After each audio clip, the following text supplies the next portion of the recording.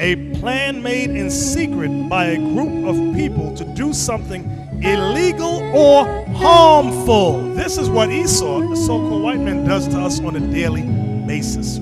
The removal of the man from the house was a plot.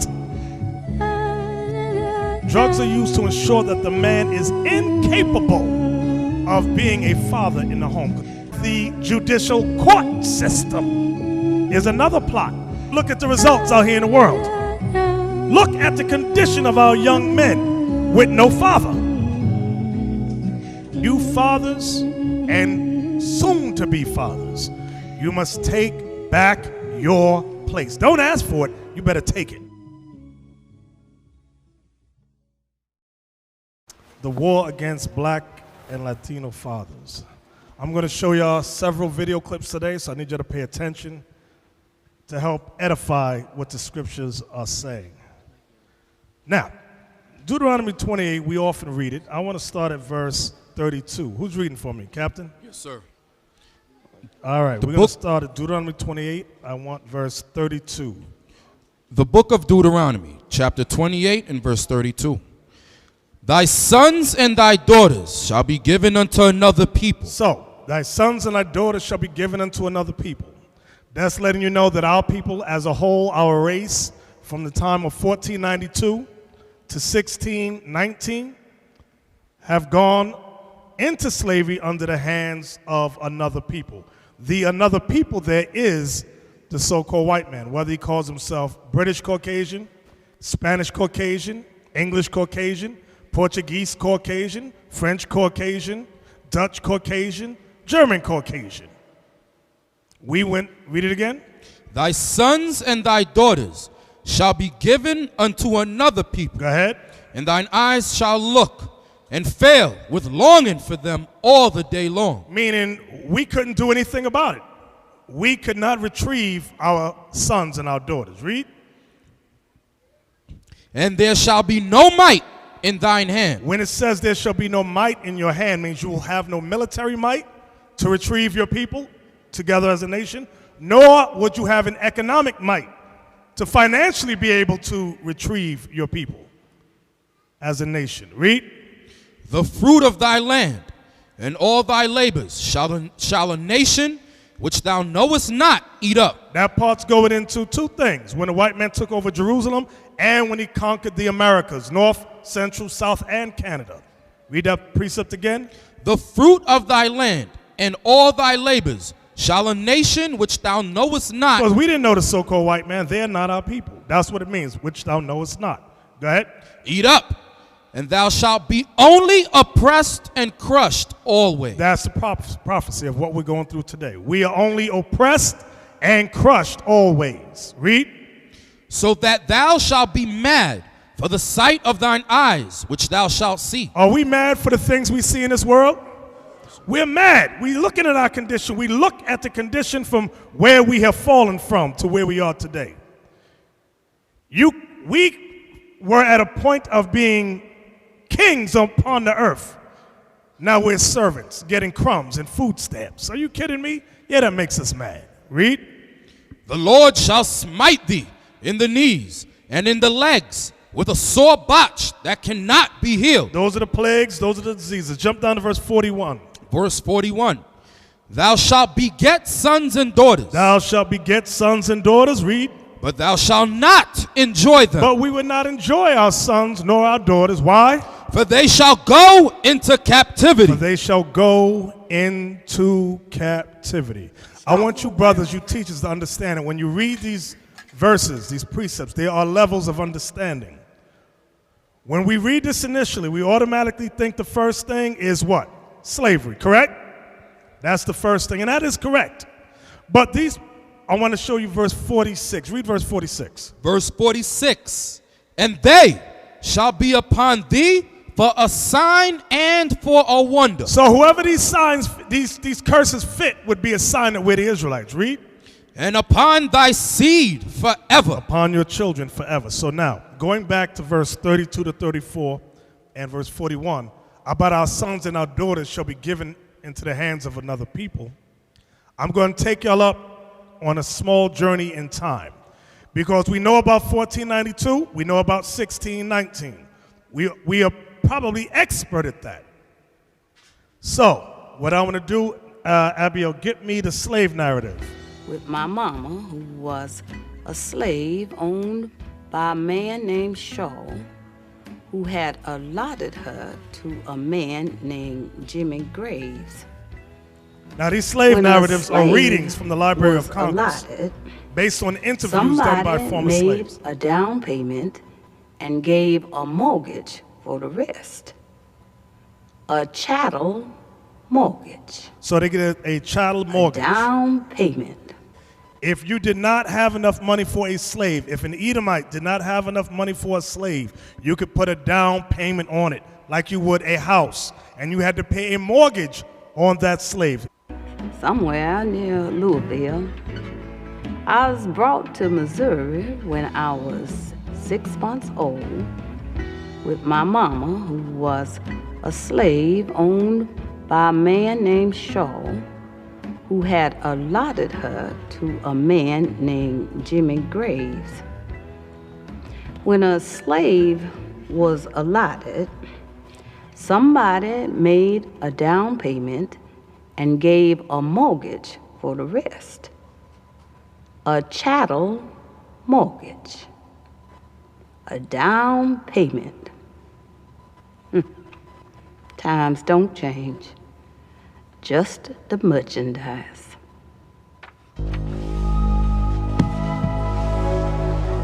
As cotton became more and more profitable, plantations spread to the Deep South, as well as states and territories to the west. Between 1800 and 1860, 1 million slaves were forcibly transported to new locations. Sale of valuable slaves. Sarah, age 45 years. Dennis, her son, age 24 years. About a third of slave families were split apart, Fanny, her daughter, is a superior hairdresser. and a fifth of the children were sold away from one or both parents. I went to this because notice it says slaves were sold from their parents, from one or both parents, which is what we were reading in Deuteronomy 28:32. Age 7 years. Is smart, active, and intelligent. When I was about 6 or 7 years old, I reckon it was Mr. Garrett bought 10 of us children in North Carolina and sent 2 white men to fetch us back in wagons. And he fetched old Julie Powell to look after us. He never bought my mammy, so I had to leave her behind. Mammy said to old Julie, "Take care of my baby child." That was me. And if I never sees her no more, raise her for God. Then she fell off the wagon where it was, all of us was sitting and just rolled over on the ground, just a-crying. But us was eating candy that they done give us to keep us quiet. And I didn't have sense enough for to know what ailed Mammy, but I knows now. And I never seen her no more in this life. Read that again, Isaac. Deuteronomy 28:32. This is what I was showing y'all here. Come on. Deuteronomy 28:32. Thy sons and thy daughters shall be given unto another people, and thine eyes shall look and fail with longing for them all the day long. So she said her mother fell off the wagon crying for her children. Go ahead. And there shall be no might in thine hand. Yeah, the mother didn't have the economic nor military might to get back her kids. Go ahead. The fruit of thy land. That was it. So now, that was in the 1600s, early slavery times. Now, I'm going to take us up in time. Get me the next clip with Malcolm X. I'm still dealing with Deuteronomy 28:32. I'm showing you different times historically. This is when Malcolm Little, who we know today as Malcolm X, his mother and father, his father was just killed. When I was a kid, I was so poor I used to think that not for sale was a brand name. I did not. Did you hear me say come in? Okay, the father, Malcolm X's father, was just killed by the Ku Klux Klan. Now this is a social worker who comes to check on the mother and her ability to take care of her children. Is your mother alive? Yeah, she's alive. When I was a kid, I was so poor I used to think that Not for Sale was a brand name. I did not. Did you hear me say come in? There's no point in fighting about it. I'm sorry. May I sit down? As you're nice enough to ask. It's the same questions, Mrs. Little. Since the death of your husband, Murder. there's a serious question Murder. as to whether or not you are capable of raising these children on your own. Oh, these are my children. They're mine. And they ain't no question. Sometimes I think, Mrs. Little, candor is the only kindness. All of your children are delinquent, and one at least, Malcolm, is a thief. Get out of here. Your control over your children is therefore non-existent. Did you hear me? You will regret this. If you don't move out through that door, you're gonna be past regretting. We were parceled out, all of us. I truly believe that if ever a state agency destroyed a family, it destroyed ours. I was sent to a detention home and lived at this woman's house. So, I'm showing you once again, this is in the mid-1930s, how the social services came in and removed and divided the family up. The father was killed. They said the mother was unable to take care of the children. They took the kids away from her. You might think that that don't happen. That happens today, to this very day where Esau goes. And now, it ain't Esau. Well, it is Esau, but he hires a lot of our people to go in and check around and then give reports on family situations. And many families are divided up today. So that still applies. Read it again, Isaac. Deuteronomy 28. Verse 32. Thy sons and thy daughters shall be given unto another people. And when you watch this story, this documentary on, biography on Malcolm, he was given to a white family. Okay, read. And thine eyes shall look and fail with longing for them all the day long. And it said the mother, she had a nervous breakdown, went into a mental institution because she didn't have the power to get back her children again. So again, I'm showing you different levels of understanding on many of these verses. It ain't just slavery, chattel slavery. Was that it, Captain? And there shall be no might in thine hand. Now, I want to take you to the next clip. Go to the clip called Make It Plain. What I want to show y'all from this is the importance, the difference between the father figure in the house and the mother figure in the house. They're going to interview one of Malcolm X's brothers about what the scene we just looked at. He discusses it. So I want y'all to, and this is real talk. Pushed onto the wheels of that streetcar. My father's death caused a great, great shock in the family because he was the power. He was the strength. We were organized. I think it went over you brothers' heads. That's the brother they're talking to. Now go back. The picture you see is Mr. Little. That's the father. Listen to how he describes the father. Go ahead. My father's death caused a great, great shock in the family because he was the power. He was the strength. We were organized. We were a structured family. When we got out of school, me and my brothers and sisters, we'd come right home and go to work in the garden, clean up the chicken shed, and get ready for the night. And get up in the morning and all this. We'd pump the water and bring it in the house and all this. This was while Dad was alive. Because to not do this brought the consequence of a whipping. So we were disciplined. And then after my father got killed, and my mother's inability to run as fast as I could run, or Malcolm, enabled us to get away with a lot of things we wouldn't have tried to get away with. So we got looser and looser. Pause. Louise Little struggled to raise her... Who can tell me what you just heard? Who can explain to me what y'all just heard him say, the difference between his father and his mother? Right here. Yes, you. The white t-shirt, you. His father was the structure and the power of the family. He said his father was the power, the strength, and the organizer of the family. Wait, stand back up. I ain't done with you. What did he say about his mother when his father died? What did he say about his mother?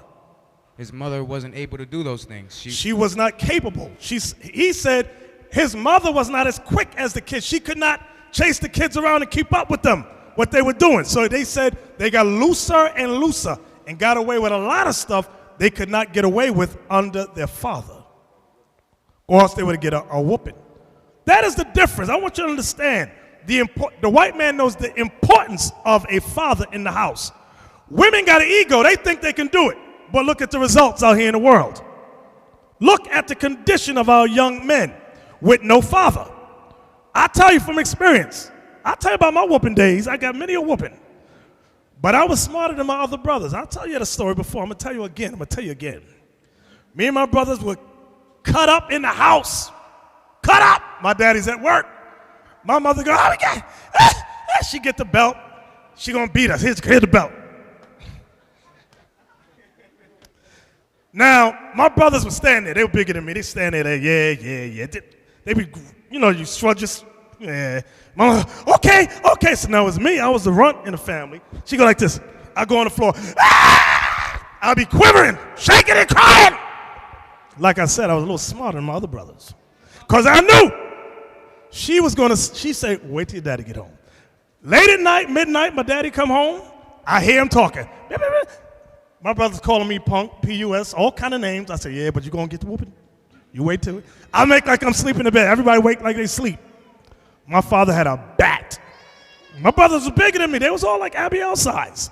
So he couldn't use this belt. He'd get a bat. Pull him out the bed and wha-bang! I mean beaten. You hear them screaming. Couldn't go to school the next day because they was bruised up. Couldn't even make a hand right. They was all jacked. I'm in the bed going, I told you. That's the difference when you have a father in the house and a mother in the house. I want to play that again because I like the wording. And he used the word Deacon Yawasop used earlier, disciplined.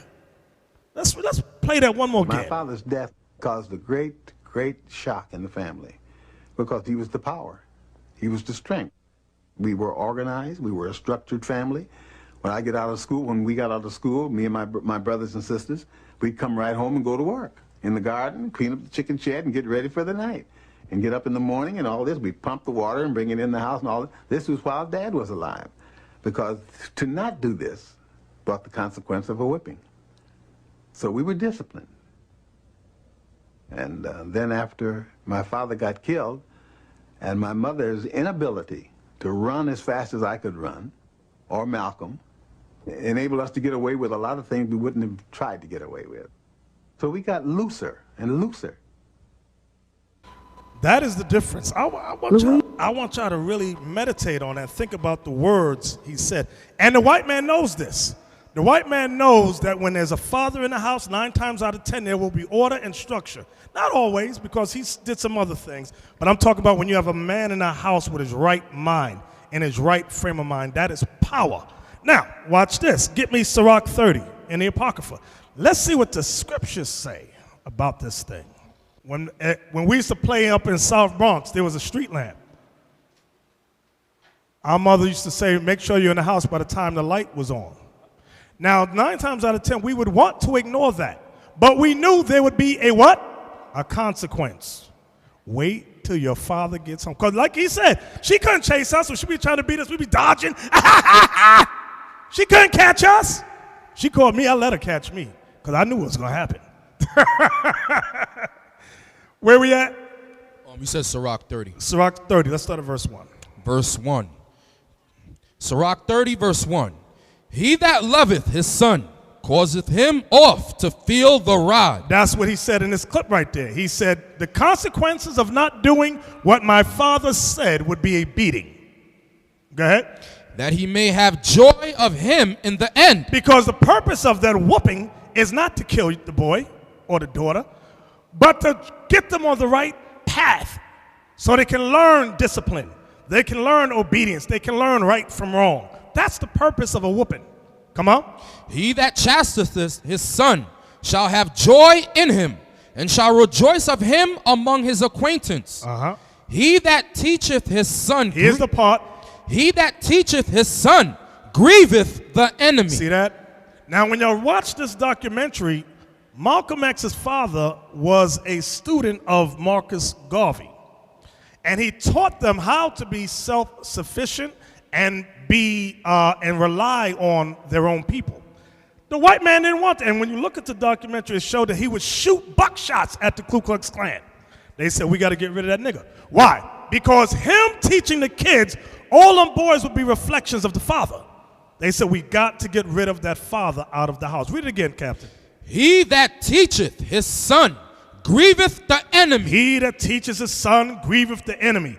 He that teaches his son grieveth the enemy. The white man does not want the man in the house to set the example, to teach the son, because that son will grow up to be a reflection of his daddy.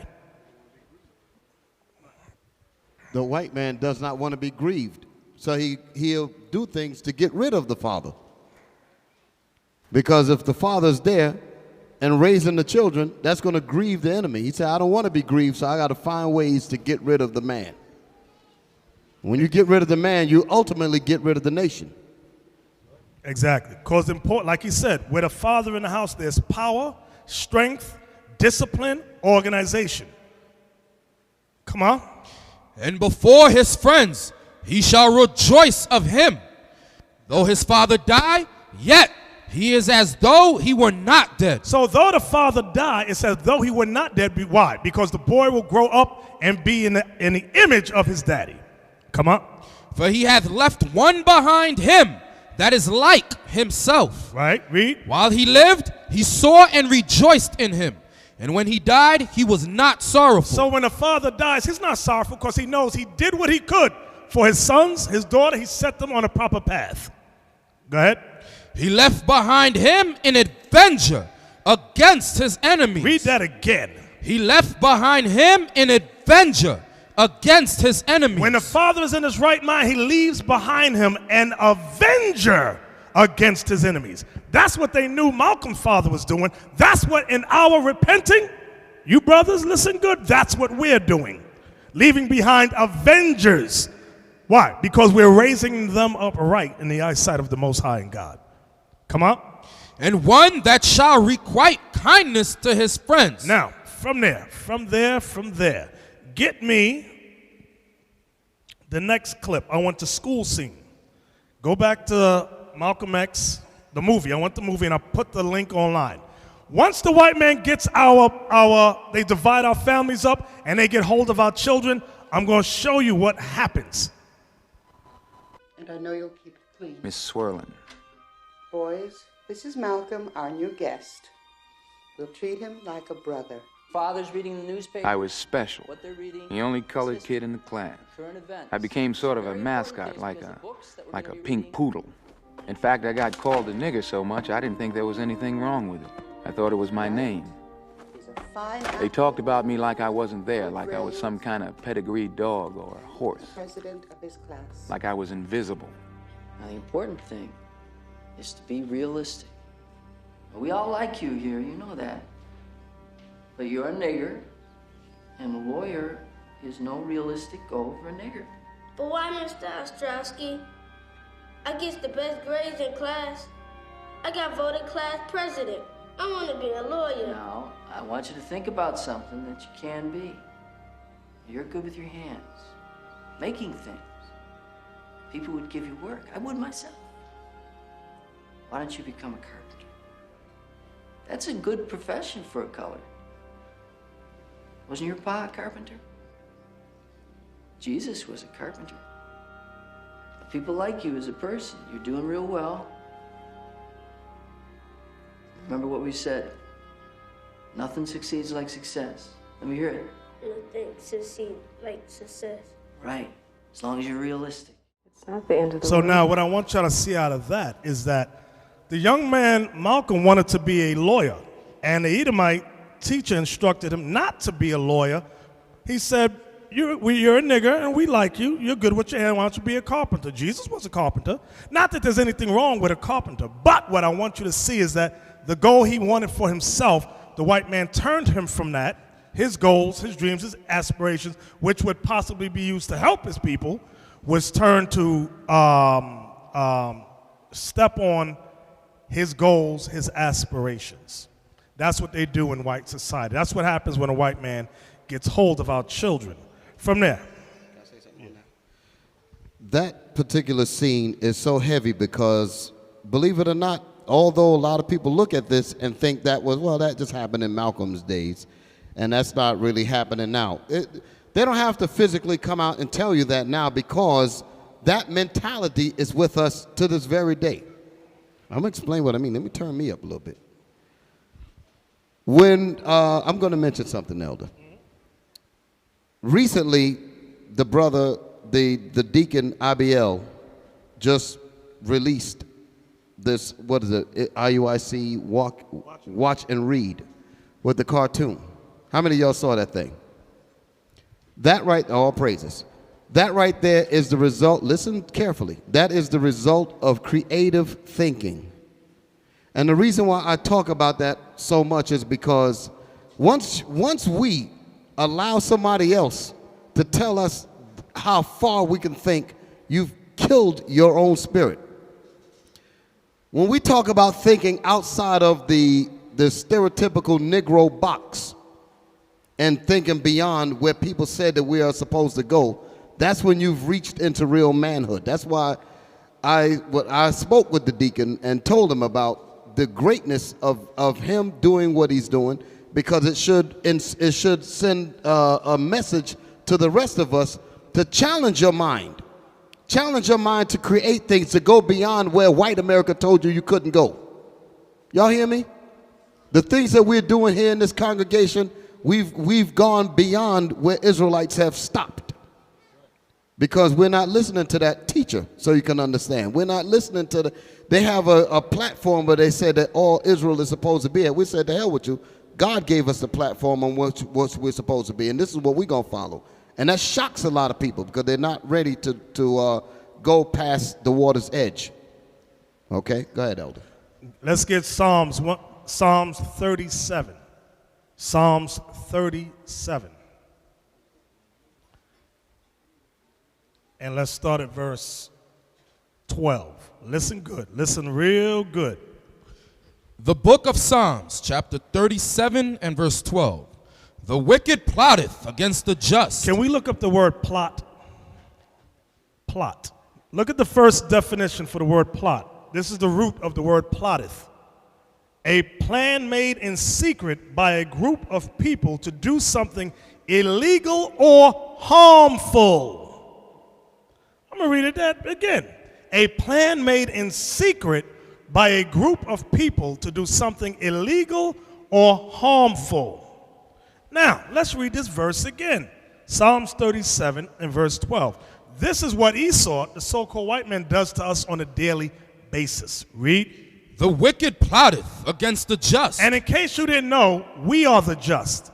You blacks, Latinos, Native American Indians, you are the just. The wicked is the so-called white man. Give me that. Let's prove that real quick. Malachi 1 and 4, in case I know we got some new brothers. How you know who the white man is? How you know he's the wicked? It tells you in the Bible. Malachi chapter 1 verse 4. The book of Malachi chapter 1 and verse 4. Whereas Edom saith, we are impoverished, but we will return and build the desolate places. Thus saith the Lord of hosts, they shall build, but I will throw down, and they shall call them the border of wickedness. You see what it calls Edom? The border of wickedness. The border of wickedness. These are God's words. These are not my words. Like I said, you come in here, this is not a personal attack on anybody, but it's strictly biblical, and that's how we're going to keep it. Let's go back, Isaac. Psalms chapter 37 and verse 12. The wicked plotteth against the just, and gnasheth upon him with his teeth. Right, they are so angry with us. Why? Because we're God's chosen people. They plot against us. I tell you, the removal of the man from the house was a plot. The removal of the father figure from the home was a plot. Come on. The Lord shall laugh at him. But the Lord shall laugh at him. Why? Because in the spirit of Christ, we are doing what? Repenting. And we are coming back to our rightful positions in God. Read that again. The Lord shall laugh at him, for he seeth that his day is coming. He sees that his day is coming. Meaning the white man's time for rulership is what? Almost up. Come on. The wicked have drawn out the sword and have bent their bow to cast down the poor and needy. We are the poor and needy. Everything they plot against us is to cast us down. Read. And to slay such as be of upright conversation. And now we, as the sons of God, we're coming back. Their plan is to slay those who are of an upright conversation. Our conversation is God's word, his Bible. We know they're plotting against us. From sunup to sundown, how can we stop these Israelites? How can we stop them? So from there, they had several plots against us. There was the drug business, drug manufacturing, welfare, feminism, and the judicial court system. I want to talk about drugs just for a second. Drugs are used to ensure that the man, you black and Latinos, drugs are used to ensure that the man is incapable of being a father in the home. Because drugs do what? They destroy your mental capability. They destroy you mentally. They destroy you spiritually. You are not fit to be father, husband, or even son. It destroys you as a man. During the 80s, was it the 80s when they introduced crack into the, around the 80s? When they introduced crack, cocaine, into the black and Latino community. Okay, what was it? 83, thank you, around that time, early 80s, the crack epidemic. And blacks and Latinos was sunk on it head over heels. Then those of us that got hooked on heroin and cocaine, we want to get off. They say, okay, we're going to give you methadone. Now we out to half sleep. We can't even stand up. We never fall down, but we half sleep. We're not capable of being fathers. So, Isaac, one more time, Psalms 37 at first, verse 12 again. The wicked plotteth against the just. The wicked plotteth against the just. So all our spiritual foundations is crumbled when we start taking drugs. Okay, I'm going to show you something. And because we take drugs, we can't be a father. Some of our women take the drugs too. So now all the kids get what? Removed out the home and put into the foster care system. Thank you. Give me the next clip. I want black babies, white parents. That one right there. Now this one is a little low in the volume, but there's some key points. Now the guy, I don't know who the brother is that did this clip. His voice kind of drags. I just need y'all to bear with me. 6 minutes, but I need y'all to listen to what he says. The difference between adopting a black child, black or Latino child, opposed to a white child, and why there's an epidemic of white people adopting our white children. Parents, all right. Black child. I saw an interesting article, and it asked why it costs more to adopt a white baby. And this article stated that a healthy black child costs about $4,000 to adopt, but a healthy white child costs about $35,000 to adopt. And they were wondering, why is there a huge price differential? The black children are 8.7 times cheaper than the white child.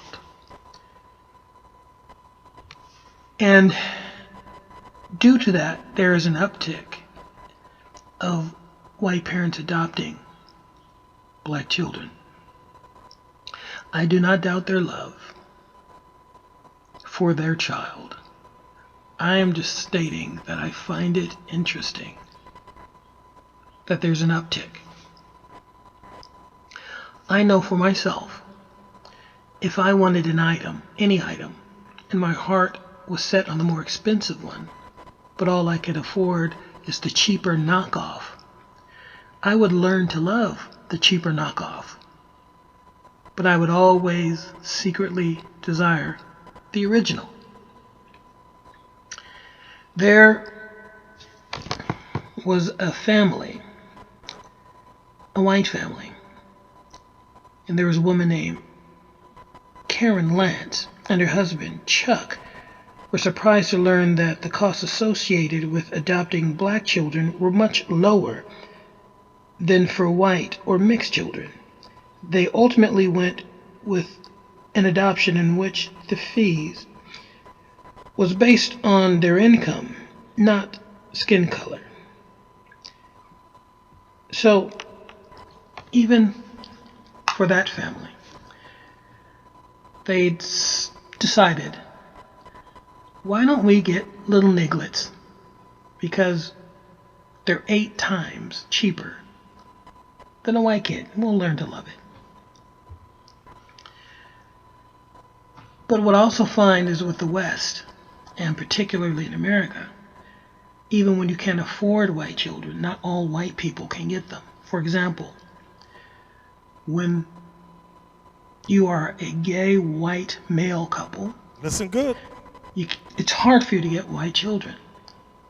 Now, why is that the case when gay white male couples are the richest coupling in America? They generally make 1.5 times more than the median income.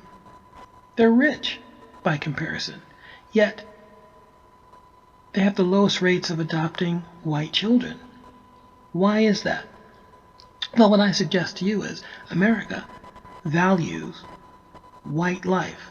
They don't want healthy white children to be raised by healthy, gay, white, married men. Do y'all hear what he said? They would rather. So he said, although they make more money, white America does not want white children raised by gay couples. So they'll give gay couples, homosexual couples, black children. That's what they do. And what is going to be the outcome of them black children? They're telling you that they themselves don't approve of that lifestyle. Because we don't want that lifestyle to be with our kids, but give them to the Negroes. That's what they're saying. Right, to them. That's what I'm saying. Exactly. Go ahead. They would rather make sure that white families with standard male-female marriages have their children, have their white children. However, they'll allow black children to have white gay male parents. Also, single white women cannot get healthy white babies to adopt because they can't afford them. So, on the one hand, if you can't afford them, they won't give them to you, those white children. And if you can afford them, but you're not what America thinks is a standard family, you cannot adopt white children.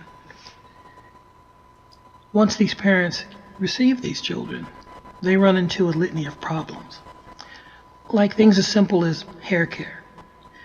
There's a woman, her name was Mullen, and she wrote a blog called Chocolate Hair, Vanilla Care, and it was for all white women that raise niglet children and what to do with their hair. And I found it to be insulting, but maybe you will not. And also, the highest rates of adopted healthy children being returned are also by white people. It seems that you can get a child, whether you're gay, and this is not an indictment against homosexuality, but if you're gay, you can get and you're white, you can get a black child. If you're a single woman and you're white, you can adopt a black child. If you change your mind, we'll even take back a black child. But they are highly scrutinized, highly checked out, and highly watched to make sure that they're perfect if you get a white child. It seems that even in the beginning of life, our black lives are worthless to So that was it. Now, go back. There's a news article about a white woman, Anita Tadaldi. She said she adopted a black child and the child and her could not bond. She felt no emotional love from her to the child or vice versa. So she gave the child back to the adoption agency. She said, I don't want this child. Right, and there was a return policy, which is what the guy who's narrating this, doing the voiceover, was saying.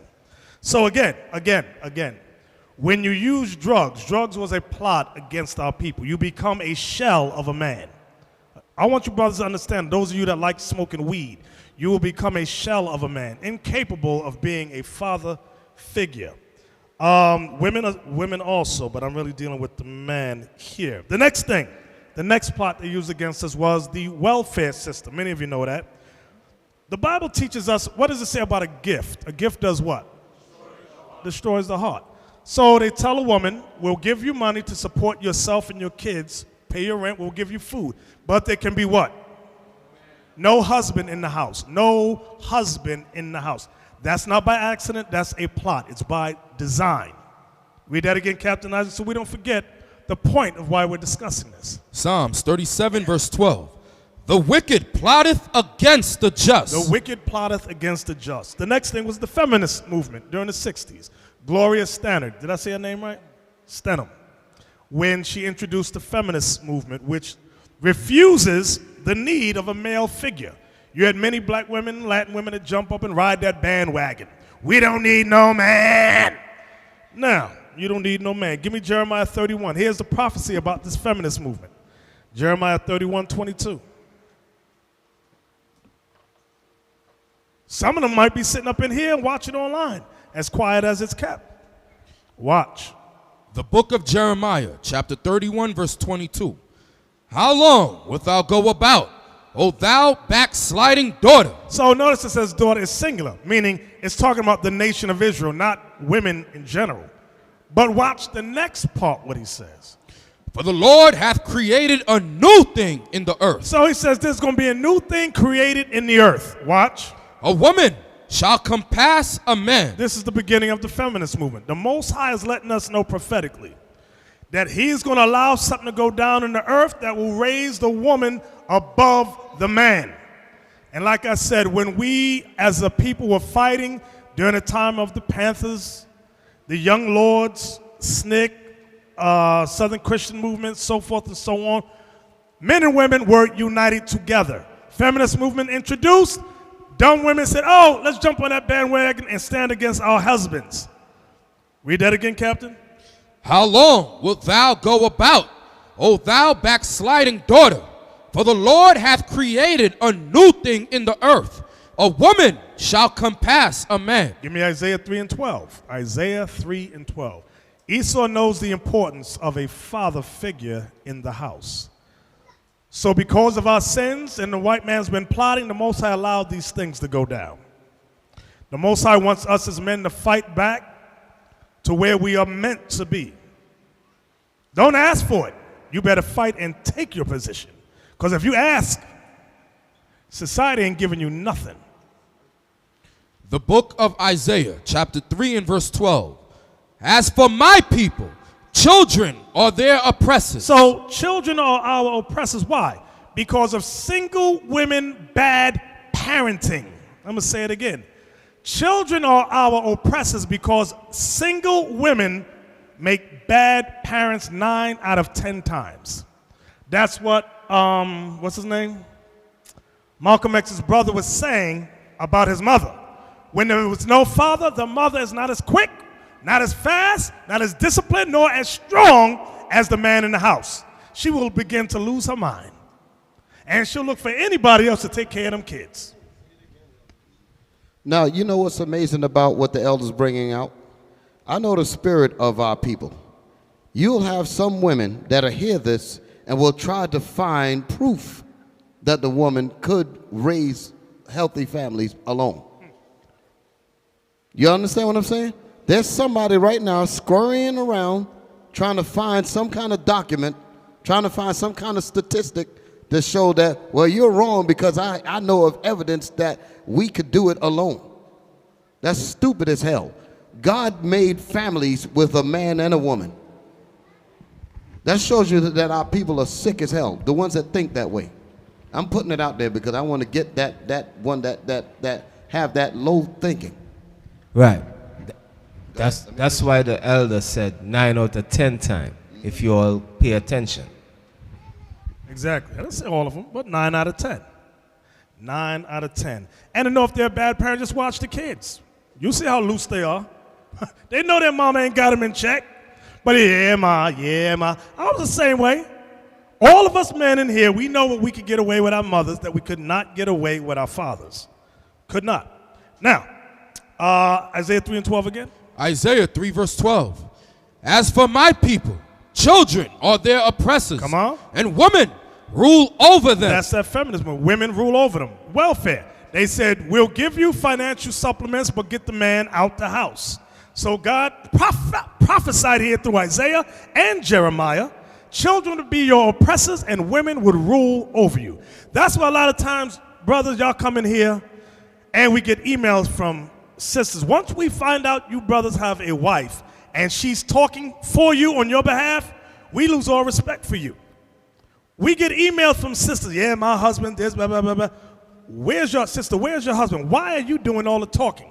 Sisters come up here to talk to us. Where the husband? He's sitting back there. Yeah, I don't know. We see a weak man, but we gonna work with you.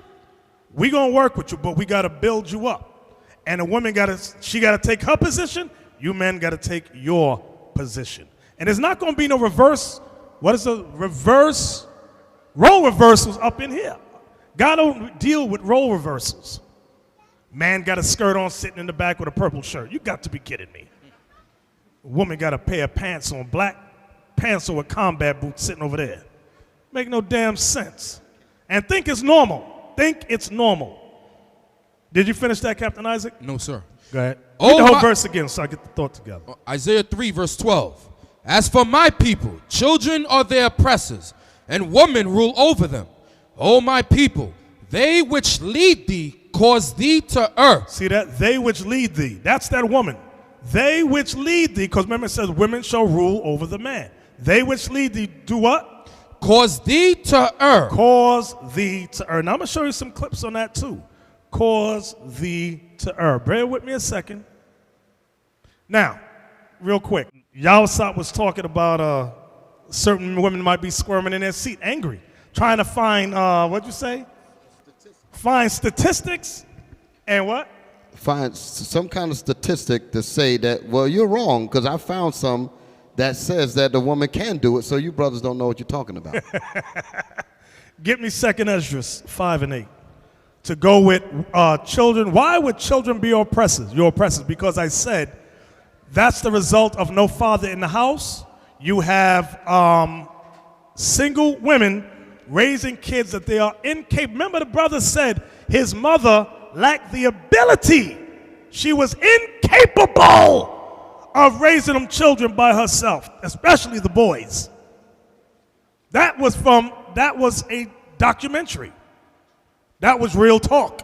Some of you like to whisper that thing because you don't want to say nothing.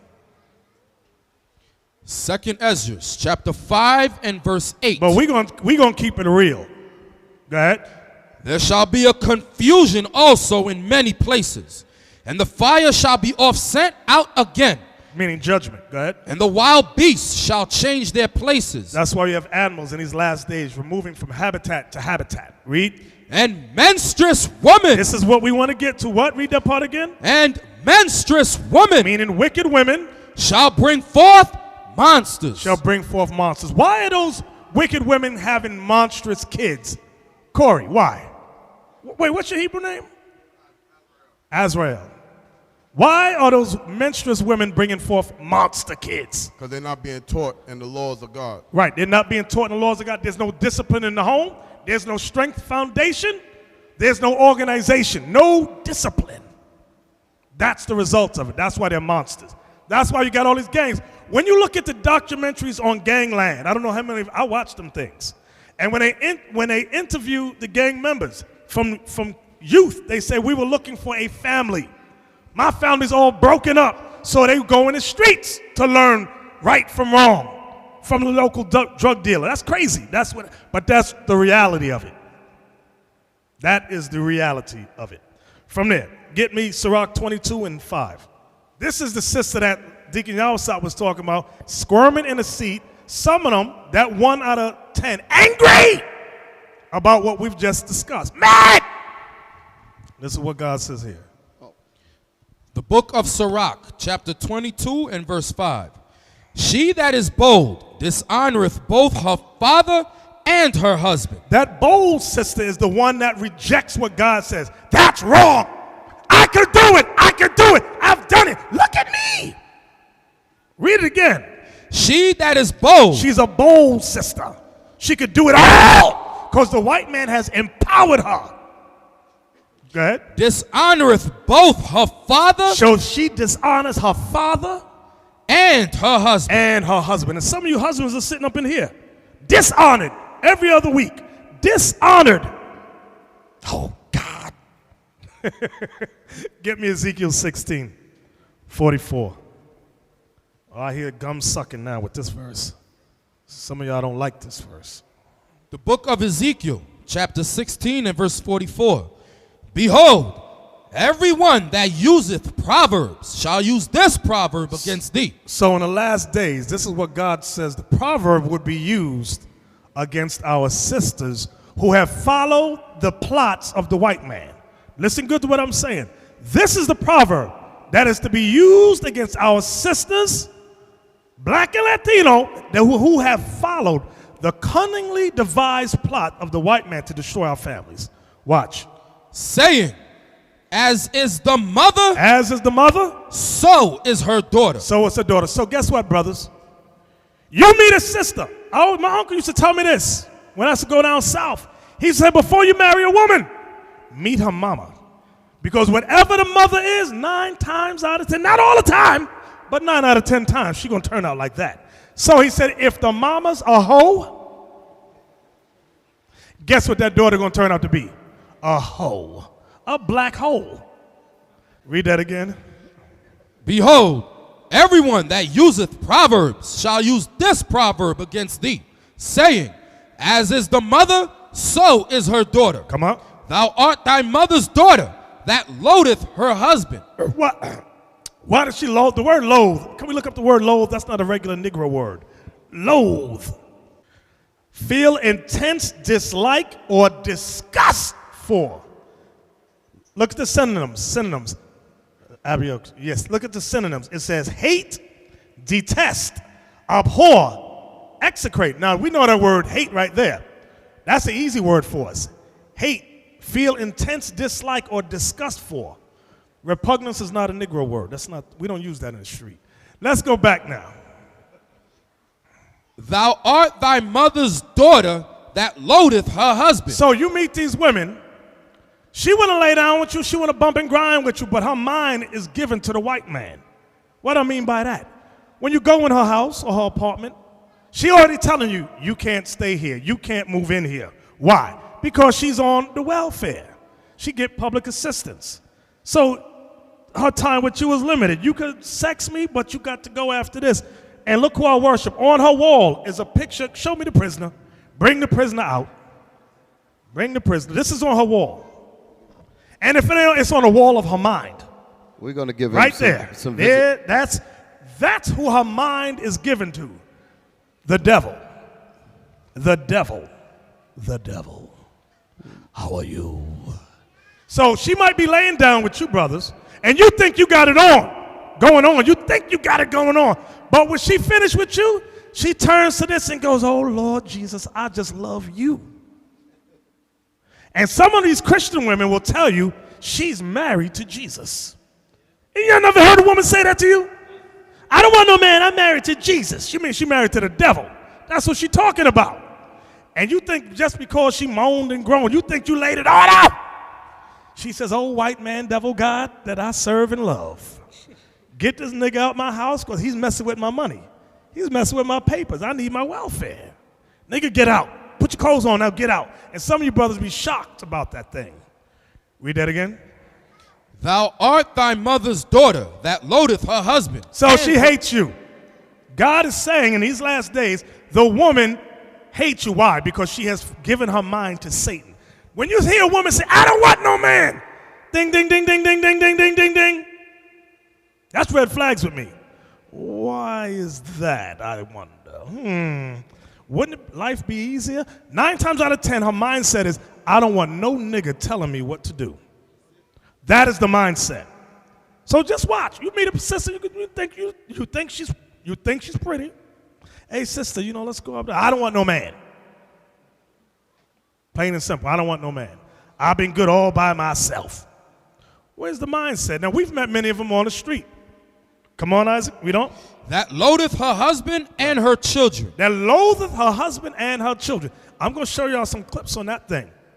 Because some of these sisters, the husband is, not only was he a drug dealer, may have been a drug dealer, whatever, or a murderer, whatever he was, he's locked away. And she's glad. I'm going to show you a clip about what happens when he comes out. Just bear with me a second. Read on. And thou art the sister of thy sisters. Talking about the Latino sisters. Which loathe. Because some of you brothers, especially Judah, you go, I don't want no black woman. I want the Latin woman. This is what God says about the Northern Kingdom sisters. And thou art the sister of thy sisters, which loathe their husband. She hate her husband too.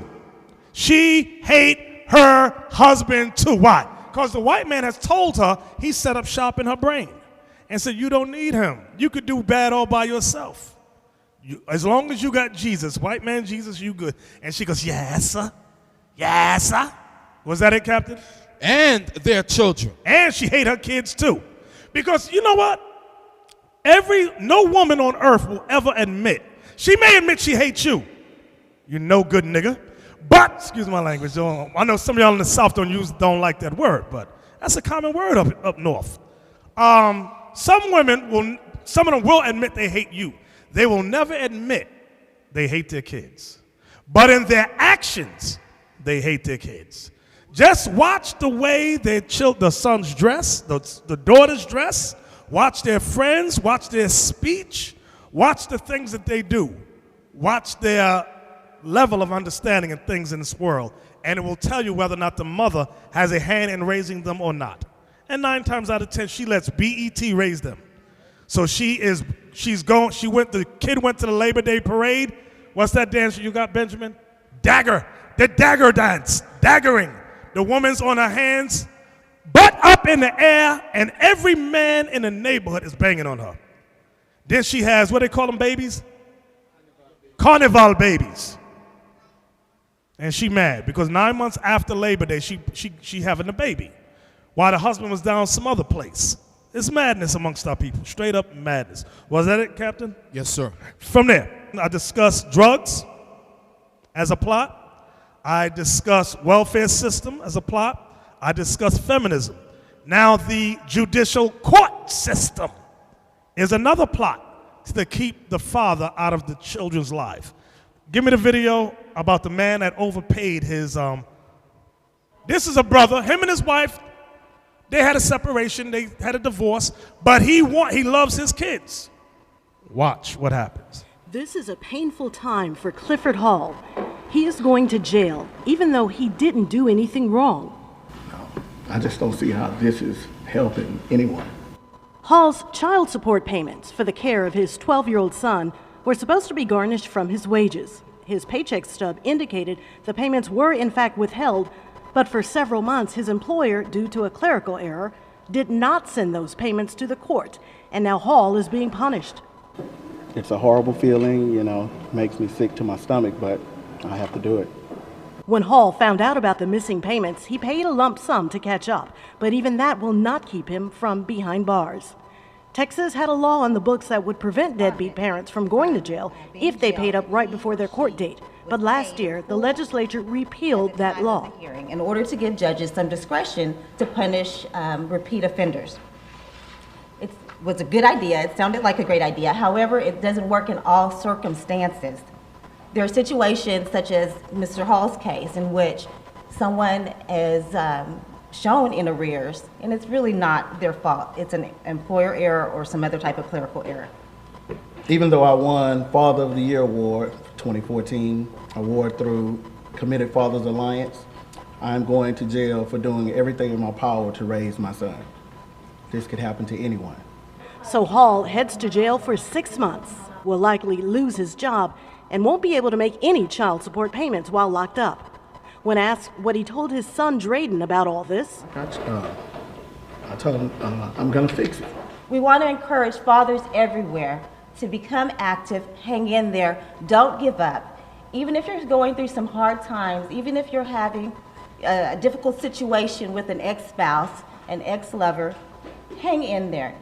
Hall and his attorneys have established the Drayden Project to help educate parents about their rights and to help defray legal costs in similar cases. Anyone interested in making a donation can log on to the website on the screen. I'm Cynthia Nickerson reporting. So, there you go. The judicial court system is against fathers dealing with their children. You brothers have no... Isaac, can you go back to Psalms? Go ahead, y'all. What are you going to say? Y'all paid attention to the clip, right? What is the purpose of him? Think for a minute. What is the purpose or the intended purpose of him going to jail? What is the reason that he's going to jail according to the system? In its quote-unquote right form, not in the wicked form. Y'all understand my question? Yes? No? Okay, give him the microphone. It was for not paying his child support. That's why they were saying that he was going to jail for. Y'all made me forget. But it wasn't his fault. It wasn't his. So what is the purpose of him going to jail?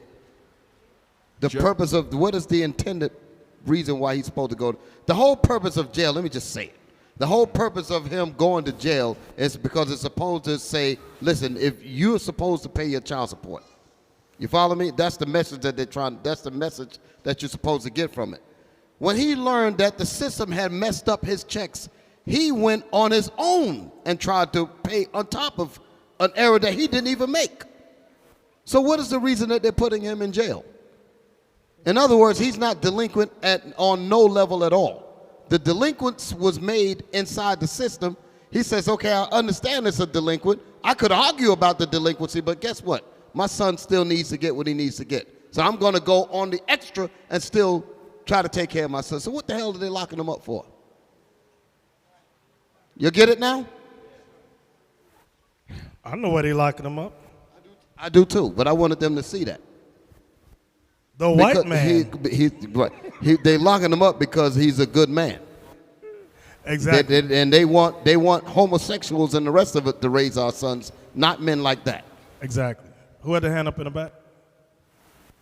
I was going to answer it. But when he goes to jail, he loses his job. He's going to have a criminal record. And with that criminal record, he's not going to be able to get a job. Right. Then he's still going to owe back child support for them 6 months he was in jail. That's the corruption of this system. So they just pulled the finishing move on him. Right. Exactly.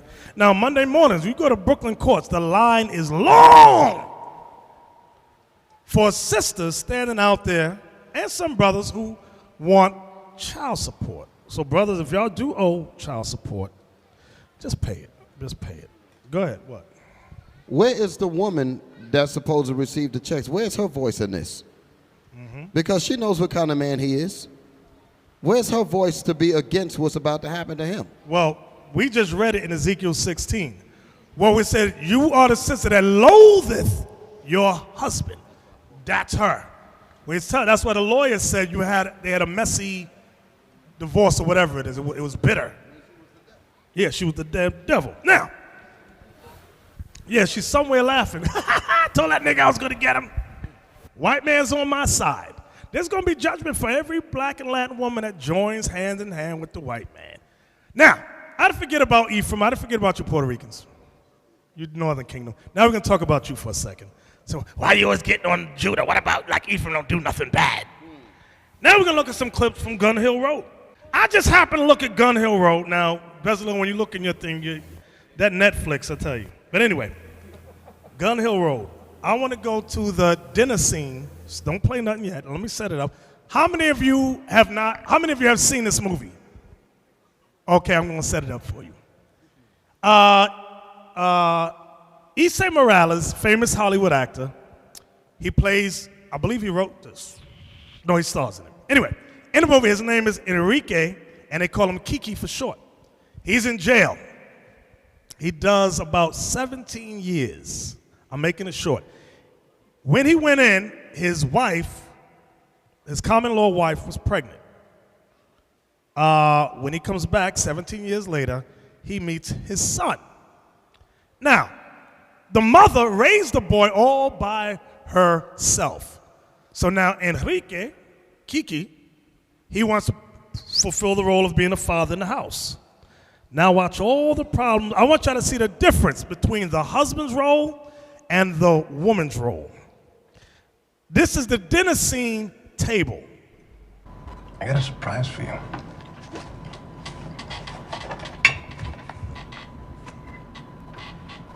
Next week, me and you. I got tickets to the game, Papa. Yo, at the new stadium. Look at how close those seats are next to, like, home plate. Check it out.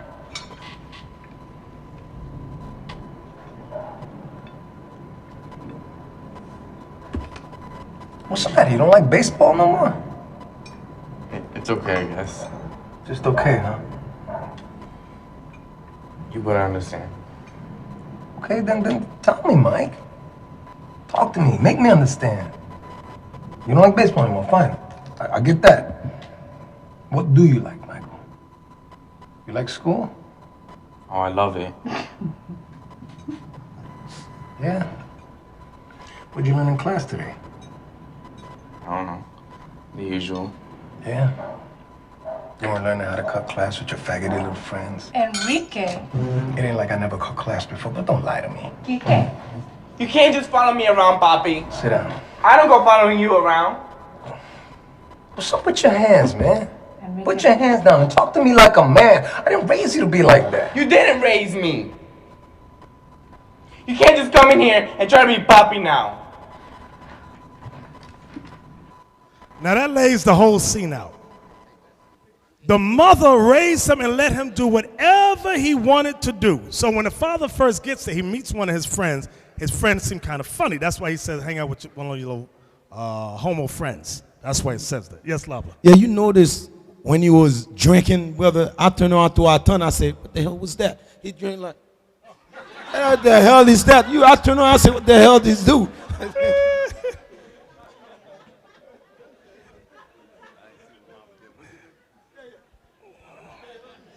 Now, the next scene is not, there's no clip on YouTube for the next scene that I wanted to show you. So we downloaded it, not that one, Nabiel. I want the hair cutting scene. There's a scene now, his son Michael, as it turns out, he's been raised very feminine.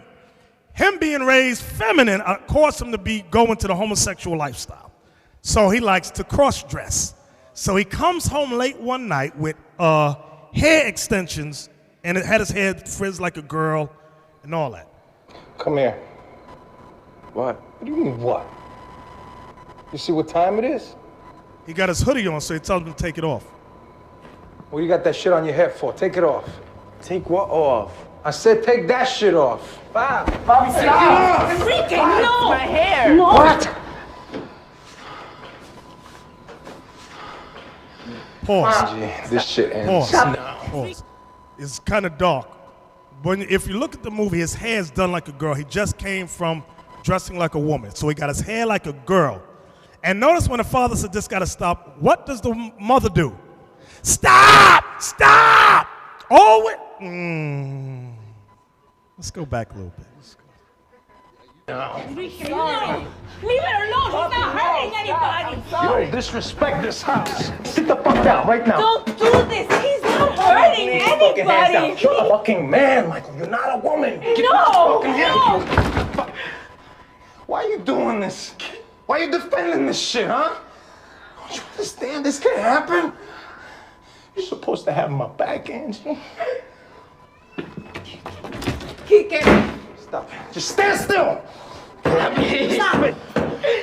Papi, please, stop! Papi! Stop. Now you laughing, we laugh, but this is why Esau does not want a father in the house. Let that crazy woman raise her kids. Esau knows the effects of the single parent. You're going to have crazy kids. Be strong. Do whatever the hell they want. Beautiful, man.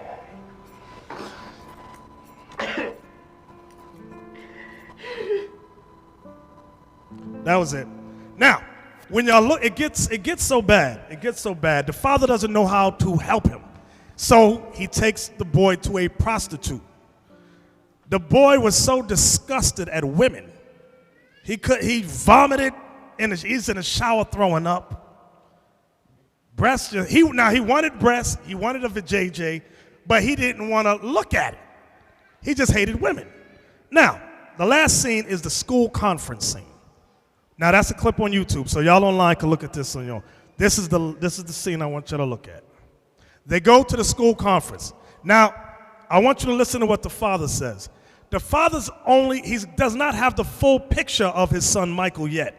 Like I said at the beginning, he met one of his effeminate friends, so he called him a homo boy. Your fruitcake. Then he saw the thing with the hair. He still doesn't know the full extent of it, and the mother has not told him. Listen to what's said here. Michael is one of my favorite students. Rodriguez. I'm sorry?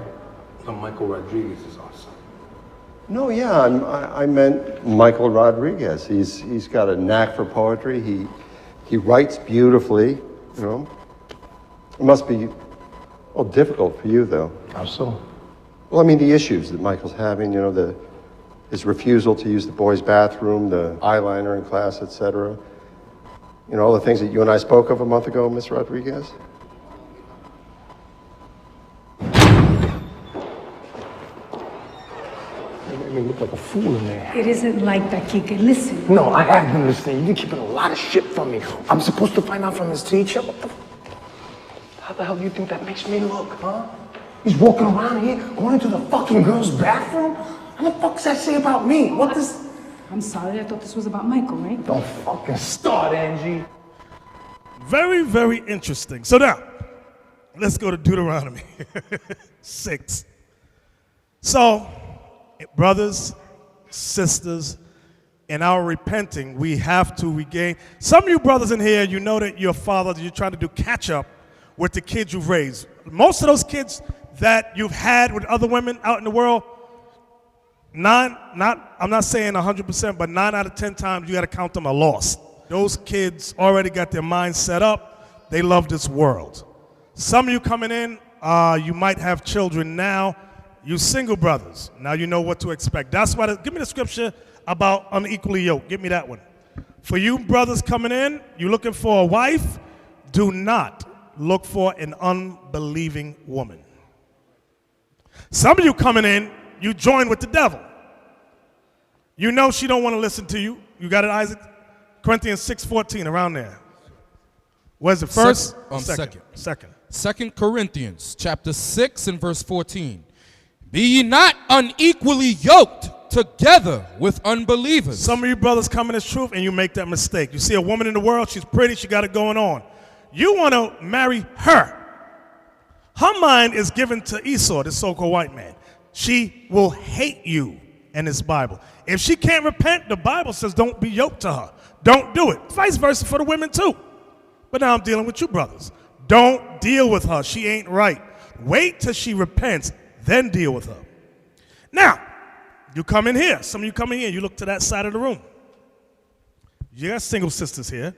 Our advice to you is wait. Let them get their mind right with God first. Let them become repentant. Because some of them are coming in and they're not repenting yet. They're hearing the classes, but they have not made a conscious decision to change their lives yet. Then you want to get with them. Then she's calling you names. We have had issues like that already in here. Am I lying? We say, brother, wait. Oh, no, brother, she's for me. Brother, wait. Oh, no, she got it going on. Brother, wait. Oh, no, she's for me. Next thing, her head turns doing a 360. She turns into Linda Blair, the exorcist. That's what has happened several times. So we give you good warning. Wait. Deuteronomy 6:1. The book of Deuteronomy, chapter 6 and verse 1. Now these are the commandments, the statutes, and the judgments which the Lord your God commanded to teach you, that ye might do them in the land whither you go to possess it. So we were given the laws through the Most High God to the hands of Moses to give unto us. Was that the whole verse? Yes, sir. Jump down to verse 6. I mean, 7. Verse 7. And thou shalt teach them diligently. Diligently unto thy children. Unto thy children. So as us repenting, you brothers, you men, your job, one of your jobs, is to teach the commandments of God unto your children. Diligently. Men and women, that's your job. Go ahead. And shall talk of them when thou sittest in thine house. And you got to talk of these commandments when you at home. You don't always got to open the Bible and say, sit down, let's go over this. That's one way to teach. Another way is just conversation. Come on. And when thou walkest by the way. When you're walking with your kids, wherever they're going, to the store, to school, wherever, you can discuss, you must discuss God's laws in different aspects of life and things they will encounter. Like it's in Exodus, it says, follow not a multitude to do evil. What is that called today? Or peer pressure, right? Peer pressure. You got to let your children, sons and daughters know when you get to school, you're going to have a lot of kids living that carefree life, that sinful life. You got to warn them. Don't follow a multitude to do evil. That's one way of teaching. Was that it, Captain? And when thou liest down. And when you lie down at night, discuss the commandments. Have good dreams. Ask the Most High to open your mind up. Come on. And when thou risest up. And when you rise up, ask the Most High in Christ to bless your children. And talk about the laws of God. Was that it? Yes, sir. From there, go to Ephesians 6 and 4. Ephesians. Now I know somebody in here, like Deacon Yawasop said, is thinking, well, my husband, he was no good. He was a drug dealer. He got locked up in jail. He was a whoremonger. Okay, we're not discussing that today. We're discussing these fathers and building them to become fathers. That's what we're discussing. Because a lot of times sisters want to hear the man. You know how many times we hear men ain't no damn good? Just cut on your TV. It's going to be there from sun up to sundown. When you look at those Christian networks like T.D. Jakes, when he says, woman, thou art loose, what does he mean? Loose from who? That no good man. We're sick of that. God is sick of that. I want y'all to understand that. Got it, Isaac? Ephesians 6 verse 4. And ye fathers, provoke not your children to wrath. And when it says provoke not your children to wrath, it's referring to God's wrath. How do you provoke children to God's wrath? When you're not teaching the commandment of God. Exactly. That's how you provoke your children to wrath, when you're not teaching them God's laws. Did not we just read in Deuteronomy 6 that these are the commandments of God? Talk with them of your children when they lie down, when you walk in the way. Didn't we just read that, brothers? So by you not applying that, you are provoking. Back to Ephesians 6 and 4 again. And ye fathers, provoke not your children to wrath. Because if you decide, father or mother, I'm not teaching them these things, your children will grow up under the influence of black entertainment television, BET, or novella. And all on novella, you got homosexual stories on there now. Adultery stories. That's what BET is about. Adultery, adultery, adultery. And some of these parents, I raised my boy to be good. Look, my son's a football player. Your son is an adulterer, and this one's a homosexual, a man whore. But I raised my boy. Look how much money he make.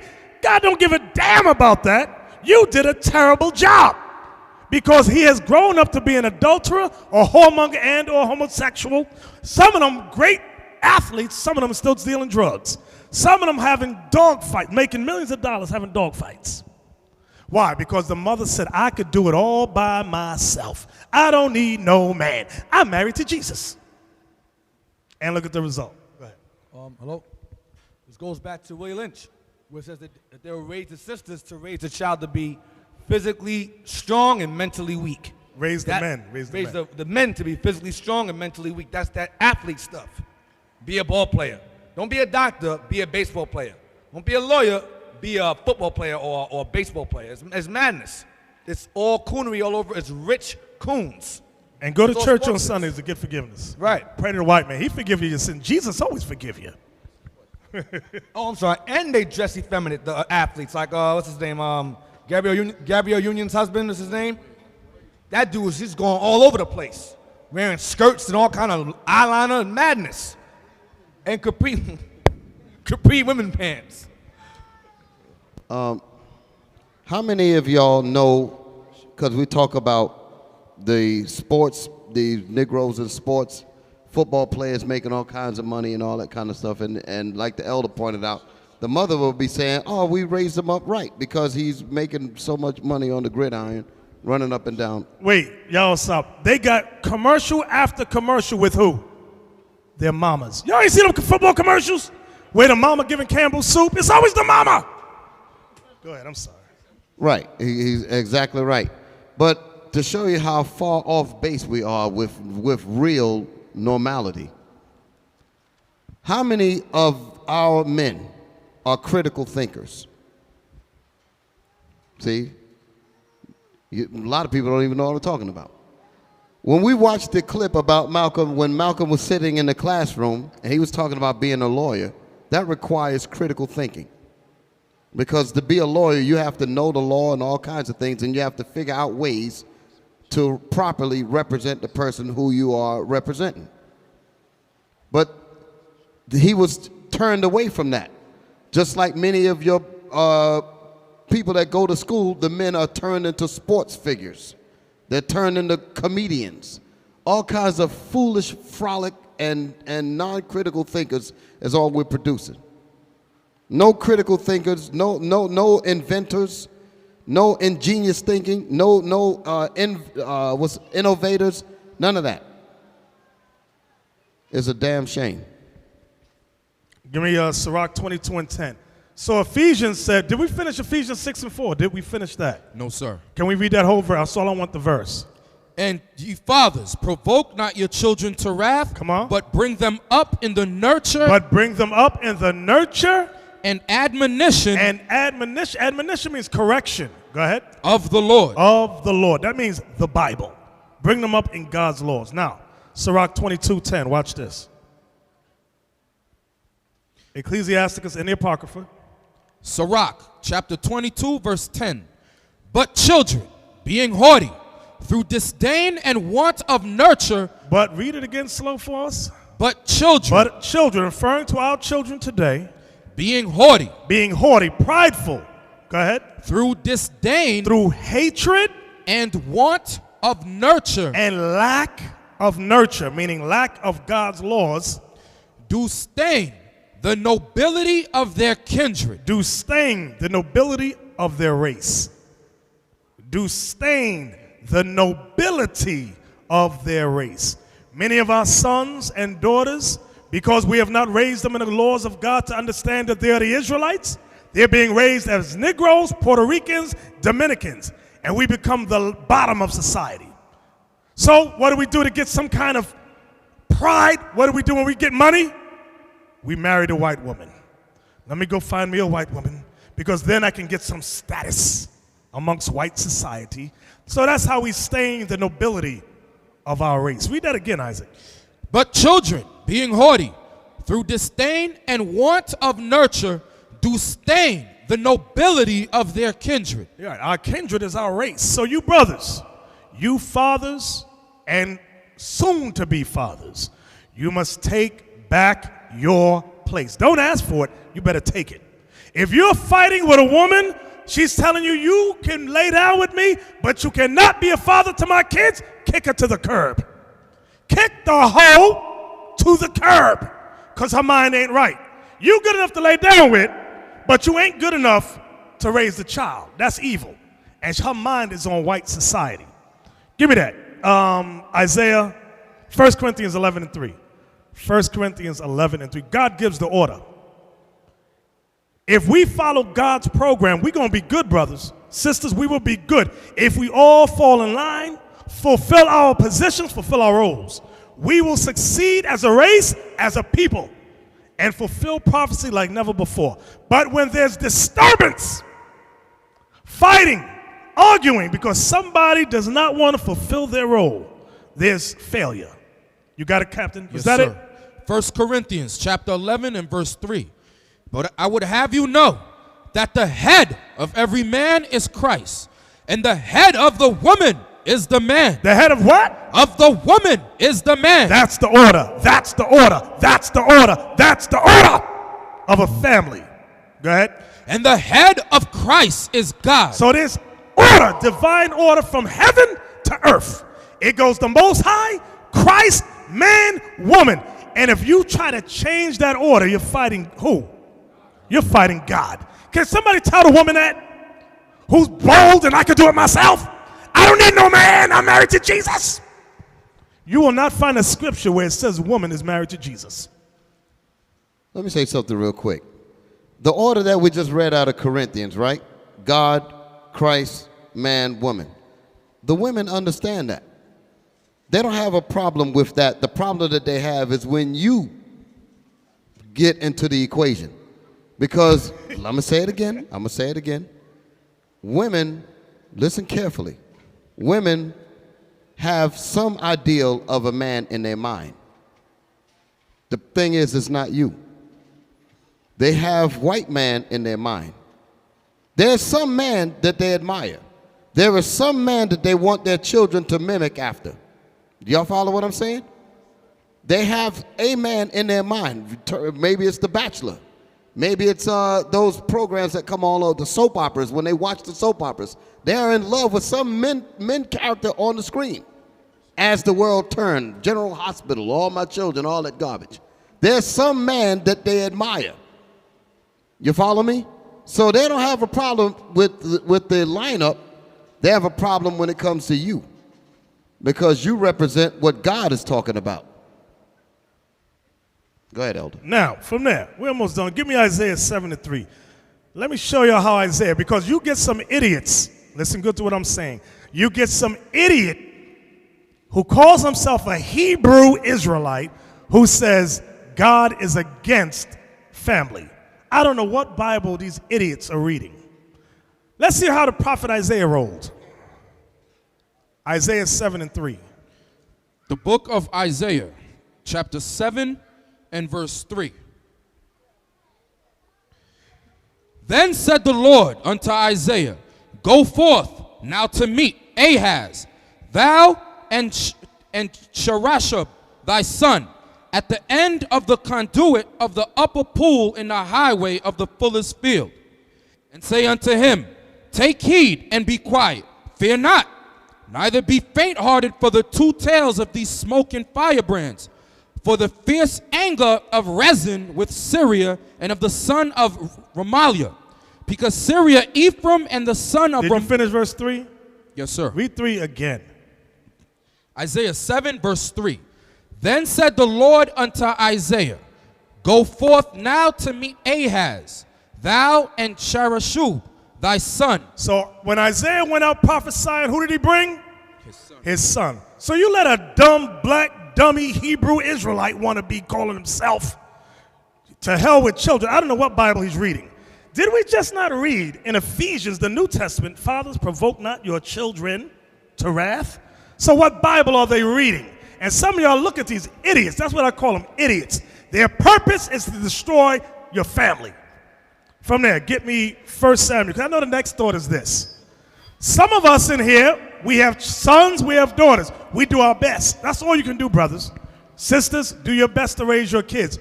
When these children start getting their late teens, they're going to have to make a decision if they're going to serve the Most High or not.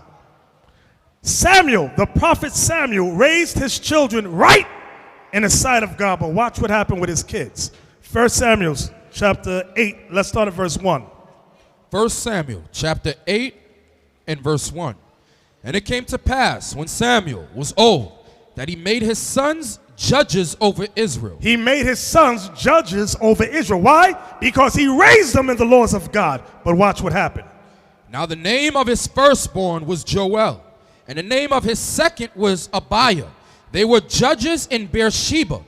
And his sons walked not in his ways, but turned aside after lucre, and took bribes, and perverted judgment. So although Samuel raised his sons right and made them judges, they decided not to do right according to God.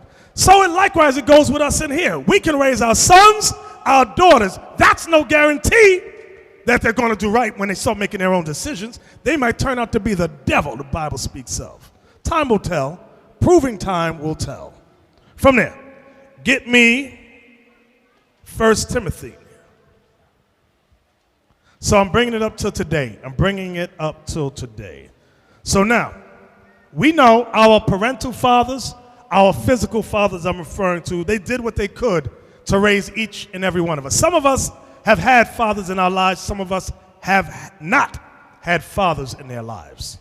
But regardless, when we come into this truth, the Most High has given us new fathers. Understand that. When you come into this truth, you will learn things that your earthly father did not and could not ever teach you. I want you to understand that thing. Your earthly father, if he's in your life, there are things that you are learning now that he could not have taught you, will not have taught you. Why? Because he never learned them himself. So he's brought this whole thing up on another level. Watch this, 1 Timothy 5:1. 1 Timothy chapter 5 and verse 1. Rebuke not an elder, but entreat him as a father. So when you come into this truth, the elders include the bishops and the deacons. You are to look at us elders as fathers. That's how you men must look at us, because what we're sharing with you, you're not going to get in the world. You're not going to learn from Pookie down the street. He ain't going to teach you that. Your daddy at home, if he's with you, ain't going to teach you what we're teaching you. You're not going to learn this. You're going to learn bump and grind, be a coxman, because that's what I heard. Get as many women as you can. Wham bams, thank you ma'am. Kick them to the curb. You got babies? All right, yeah, there's a baby there. Just deny it's yours. You see it on Maury every day. Their mamas don't say it ain't yours, baby. Just say it ain't yours. It ain't mine.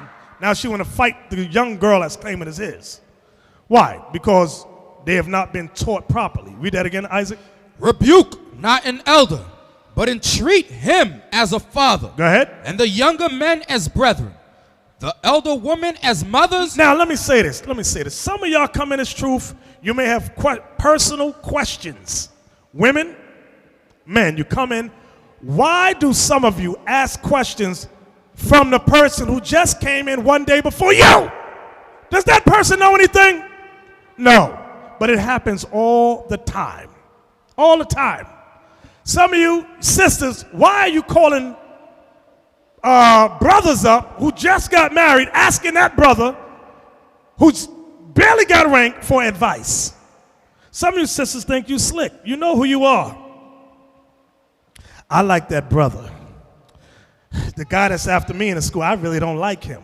This is what I'll do. I'll call the brother I like under the guise of I need spiritual advice. You sisters ain't fooling nobody. Understand it? When I hear it, the spirit start ding, ding, ding, ding, ding, ding. Red flags flying. Red flags. Ding, ding, ding, ding, ding. Evil is afoot. You ain't fooling no. Oh, I had a question. Well, how about you ask how to deal with the older women? What did the Bible say deal with the older women as what? As mothers. As mothers. If you got a question about life or a relationship, you women ought to ask your mother. You brothers, if you got questions, who are you supposed to ask? Your fathers. That's us. You're not supposed to go to the dude that just came in next door with you. Hey, Raheem, you know, I like this sister. What do you think I should do? Well, bro, you know what I would do? I would bang her and use a condom because, you know, you might catch something. That's the advice you get. And you keep that evil cycle that the white man talks about from sunup to sundown every day on TV. They know who to ask, but the thing is, they're going to ask the one who's going to give them what they want to hear rather than what the truth is. That's the reason why they're not going to come to where they're going to get a real responsible answer, because they know damn well they ain't going to follow it anyway. Exactly. Our eyes are open. Our eyes are open. Give me Leviticus 19:32. We're almost done. Leviticus 19:32. So it said, rebuke not an elder, but entreat him as a father. Some of y'all look at us, you say, oh, y'all old. Y'all just old up there. You don't know nothing. You don't know what I go through. I'm young. Some of you just turned 20, 22. You look at us, some of us are almost 50. You're an OG. What do you call them? An OG. I don't know how. I used to hear that thing too. They call him an old fool. Listen to what I'm about to say. It takes wisdom to get old. There's a lot of young, so-called wise people dead as hell because they thought they knew something. It takes some wisdom to reach a certain age. I really don't understand how people's thinking is just beyond backwards. That's Negro. It takes a lot to get to what they say. I remember reading a statistic years ago. They said that that man in Bangladesh has a better chance of reaching the age of 25 before a black man in Harlem does. Yep. With me? Yep.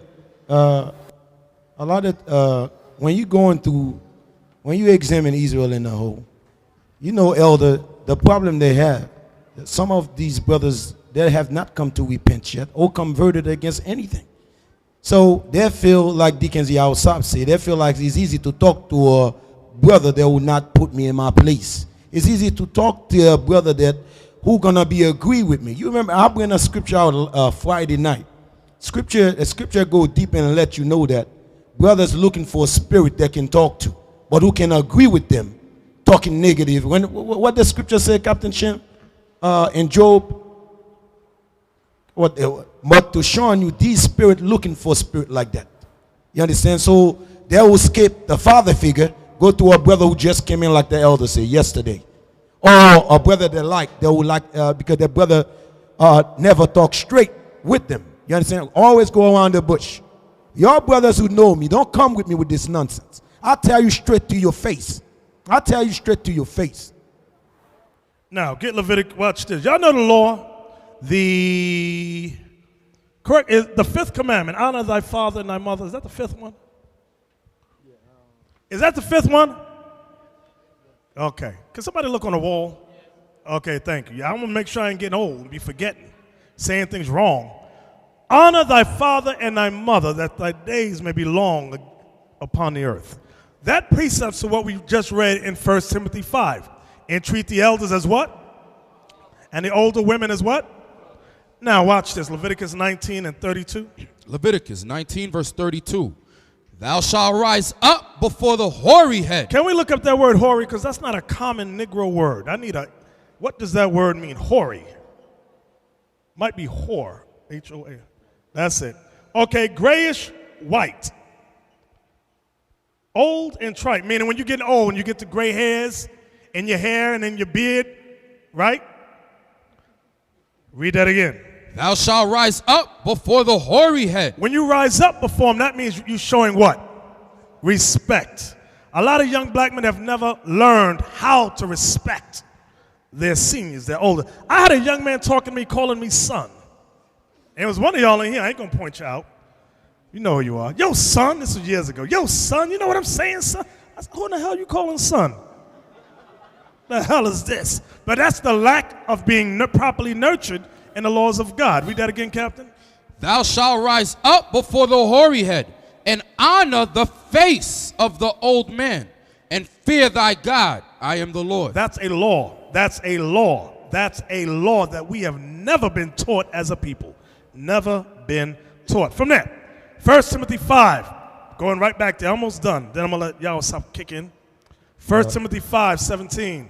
Well, the elder, the thought just pop up, brother. Oh, you got your thought back? Yeah, the thought just pop up.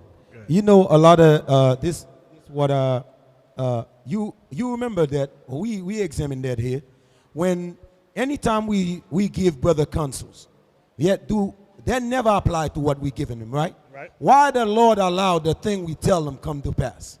If we're not supposed to be honored as father here, why the hell you think you're going through what you're going through? Because we warned you. How the hell the Lord you think the Lord going to exhort a young man just come in? That y'all don't know this truth yet. Y'all better start applying what the scripture said. That's right. 1 Timothy 5:17. Listen good. 1 Timothy 5 verse 17. Let the elders that rule well be counted worthy of double honor. That goes with what we just read in Leviticus 19:32. Go ahead. Especially they who labor in the word and doctrine. And all of us to this day are laboring in this word and doctrine. Come on.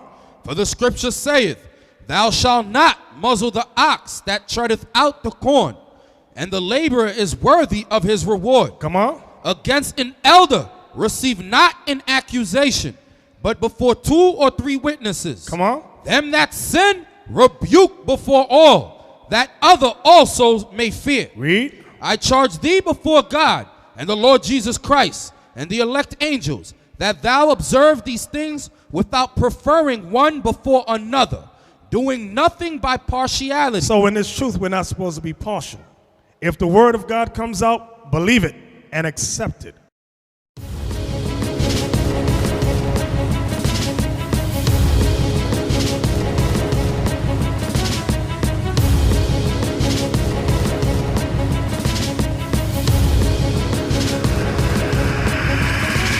Shalom, Israel. I'm Elder Nathaniel of Israel United in Christ.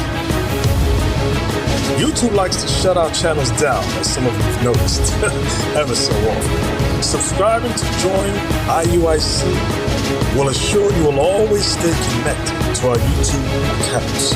We want to do our best to make sure this truth gets out. Please click and join our subscriber YouTube channel called Join IUIC to stay linked to all of our videos. So again, please make sure you subscribe to this Join IUIC channel to get your latest updates from all our YouTube channels. Shalom.